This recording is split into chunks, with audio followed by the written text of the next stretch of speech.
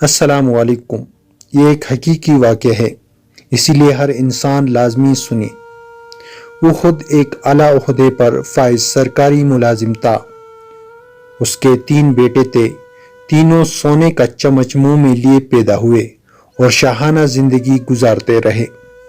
وقت تیزی سے گزرا اور اس کے نام کے ساتھ ریٹائرڈ لگ گیا۔ عہدے کی مدت ختم ہوئی، ریٹائرڈ ہو گئے اور اب زندگی کا سفر انتہا کی طرف چل پڑا۔ بیٹوں نے باپ کے عہدے سے خوب لطف اٹھایا، کہتے تھے ہمیں کیا فکر ہے، ہمارا باپ 22 گریڈ کا افسر ہے، ہمارے کام خود بہت بنیں گے، اور بنتے بھی رہے۔ ایک ٹیلی فون کال پر سب کچھ قدموں میں حاضر ہو جاتا تھا۔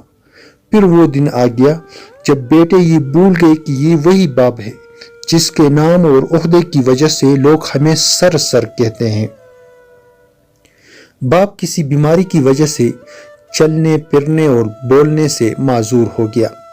بیٹے کہنے لگے اب تو باپ کی کمزوری دیکھی نہیں جاتی۔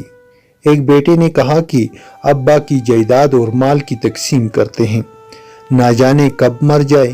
اب تو شرم آتی ہے بتاتے ہوئے کہ لوگ ہمیں کیا کہیں گے۔ جب دوست آتے ہیں تو سامنے یہ بوڑھا پڑا ہوتا ہے، چلو ایک نوکر مستقل ان کے ساتھ رہنے کے لیے رکھ لیتے ہیں جو ان کا خیال رکھے، 20,000 ماہانہ دے دیں گے۔ نوکر آ گیا اور اسی گھر کے ایک کمرے میں باپ کو فرش پر گدا لگا کر دے دیا گیا۔ نوکر کو کہا کہ اس کا پورا خیال رکھنا، ہمیں کوئی شکایت نہ ملے۔ بیٹوں کی شادیاں ہوئی، ایک نے گرمی کی چھٹیاں گزارنے فرانس کا پروگرام بنایا اور دوسرے نے لندن اور تیسرے نے پیرس کا، اور ہر جگہ اپنا تعارف 22 گریڈ کے افسر کے بیٹے ہونے سے شروع کرتے تھے۔ نوکر کو تاکید کی کہ ہماری 3 ماہ بعد واپسی ہوگی، تم بابا کا پورا خیال رکھنا اور وقت پر کھانا دینا۔ جی اچھا جی صاحب۔ نوکر سب چلے گئے۔ وہ باپ اکیلا گھر کے کمرے میں لیٹا سانس لیتا رہا، نہ چل سکتا تھا، نہ خود سے کچھ مانگ سکتا تھا۔ نوکر گھر کو تالا لگا کر بازار سے بریڈ لینے گیا تو اس کا ایکسیڈنٹ ہو گیا۔ لوگوں نے اسے ہسپتال پہنچایا اور وہ کومے سے ہوش میں نہ آ سکا۔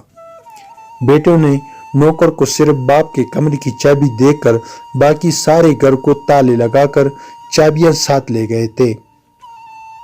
ملازم اس کمرے کو تالا لگا کر چابی ساتھ لے کر گیا تھا کہ ابھی واپس آ جاؤں گا۔ اب بوڑھا ریٹائرڈ سرکاری افسر کمرے میں لاک ہو چکا تھا اور وہ چل پھر نہیں سکتا تھا، کسی کو آواز نہیں دے سکتا تھا۔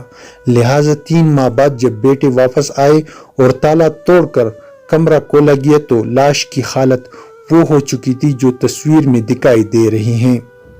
محترم خواتین و حضرات، عبرت کا مقام ہے کہ ہم کس طرح اپنی اولاد کے لیے حلال و حرام کی پرواہ کیے بغیر ان کا مستقبل سنوارنے کے لیے تن من دن کپاتے ہیں اور زیادہ سے زیادہ دولت جائیدادیں بنا کر ان کا مستقبل محفوظ کرنے کی کوشش کرتے ہیں اور سوچتے ہیں کہ یہ اولاد کل بڑھاپے میں میری خدمت کرے گی۔ اعلیٰ ترین غیر ملکی اسکولوں میں دنیاوی تعلیم دلواتے ہیں اور دینی اسلام کی تعلیم دلوانے کو توہین سمجھتے ہیں، جس میں سکھایا جاتا ہے کہ والدین کی خدمت میں عظمت ہے۔ ہر انسان جو بوتا ہے اسی کا ہی پل پاتا ہے۔ ہمیں بھی سوچنے سمجھنے کی اشد ضرورت ہے۔